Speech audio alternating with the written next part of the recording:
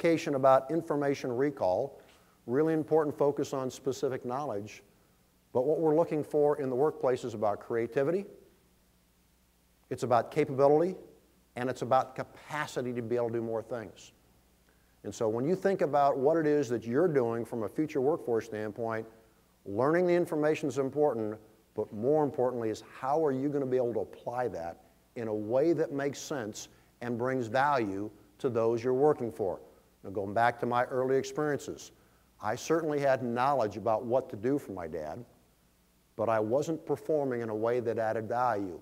And he was looking for capability, capacity, and creativity to deliver. So one of the challenges I think is important, and I think here at Bellevue Community College, you got a great leadership activity trying to make sure we bring those two together to get alignment between education, what's going on in the schools, and what's required from a workforce standpoint. Great opportunity here today, to tie those together. But I think also, all the way from the time we start in elementary school, all the way up to the reach of this point, it's critically important we get greater alignment between what's going on between education and the workforce. This quote, I think, is an important one for all of us in this room to recognize, and let me read it. We are attempting to educate students today that will be ready to solve future problems that have not yet been identified using technology not yet invented based upon scientific knowledge not yet discovered. Okay? So what you're learning today is going to be really important to you today.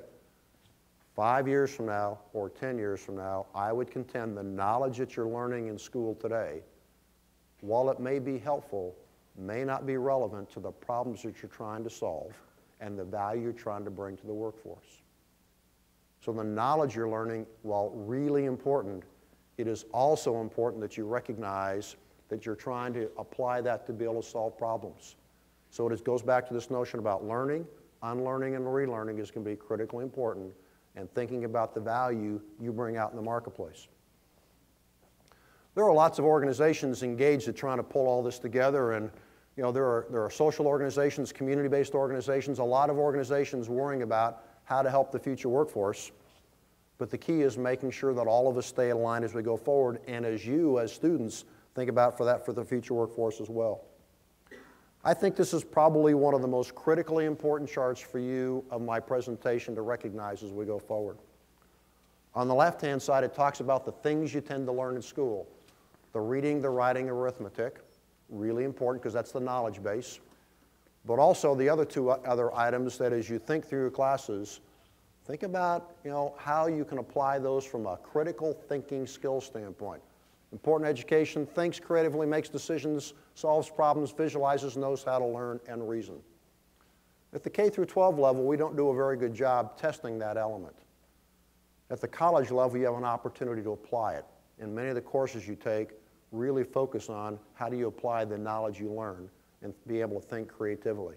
But it's an important partner in school. Recognize you need to pick that up. The other is this notion of personal qualities. Displays responsibility, self-esteem, sociability, self-management, and integrity and honesty.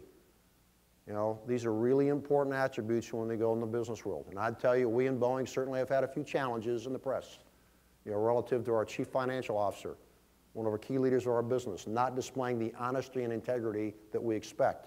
They're off looking for new jobs. In fact, one of them's in prison right now. Okay, the other will probably be sentenced very soon. So really important parts in a public company about how you lead or don't lead. But these are critically important skills to learn as you're going through your schooling and your education. Because on the right-hand side, we're going to apply those in 5 key areas. We're looking for people who are able to manage resources. You can identify them, you can organize them, you can plan them, and you can allocate them. That's a lot of what my job is. We talked about I've got an $8 billion a year enterprise, okay? Pretty sizable group, 22,000 people. It's worrying about providing value within the Boeing company. And so a lot of my job is about allocating resources. These skills start at a very young age early on about how do you manage that. The other important part, interpersonal skills, working together with others.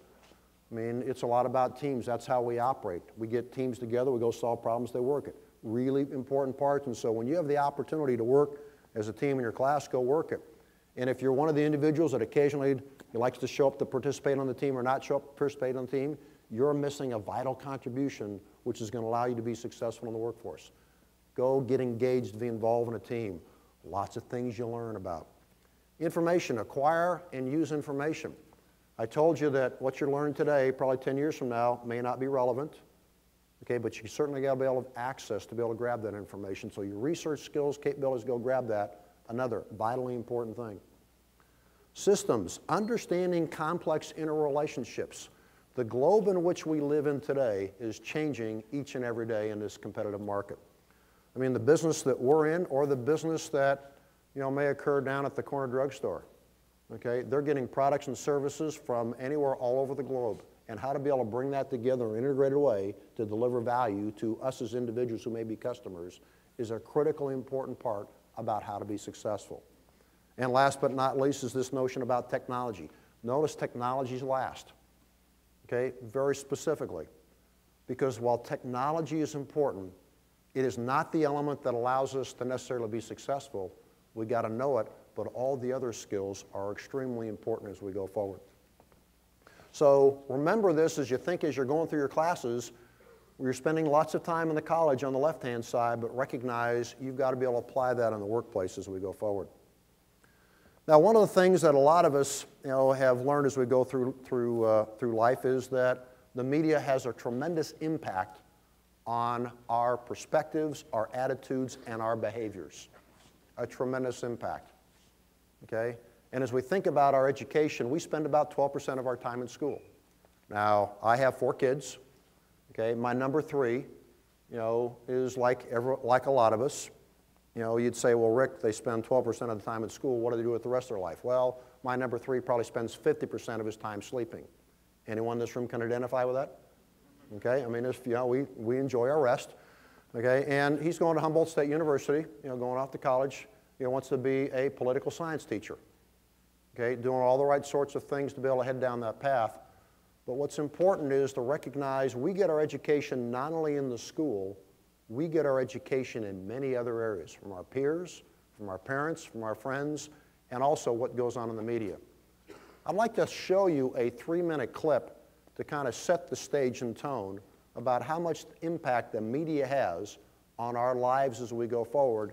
And then I want to come back and talk about what the implications are for us as individuals as we go forward. And we're going to see how well we do here on how well this plays. They want to be cool. They are impressionable. And they have the cash. They are corporate America's $150 billion dream. Teenagers have a lot of disposable income. They want to go spend money.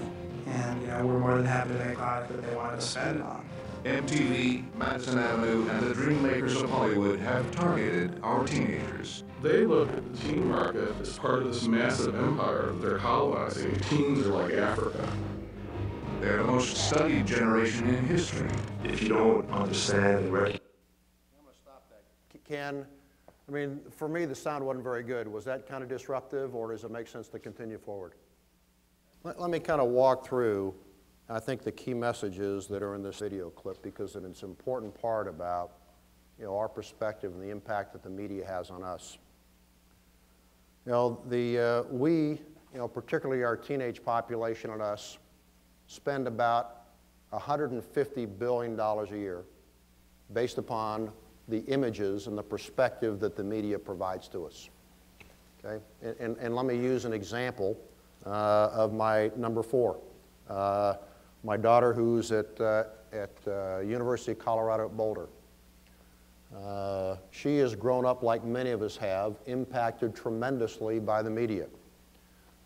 She was working, and she and I bicycle a lot together. And I know, she and I ride a tandem. We used to ride Centuries before she went off to college. Getting Becky up to go bicycle was a challenge until I said, or she asked the question, well, hey, Dad, are we going to have matching jerseys, matching shoes, and all the things that go along with that? I says, yeah, Becky. She says, I'm ready to go. Because when we started the discussion, it was, okay, Becky, put on your shorts and T-shirt, and we're going out for a bicycle ride. She says, no, Dad, I got to feel cool. I got to look cool out there. And how many of us can identify with that?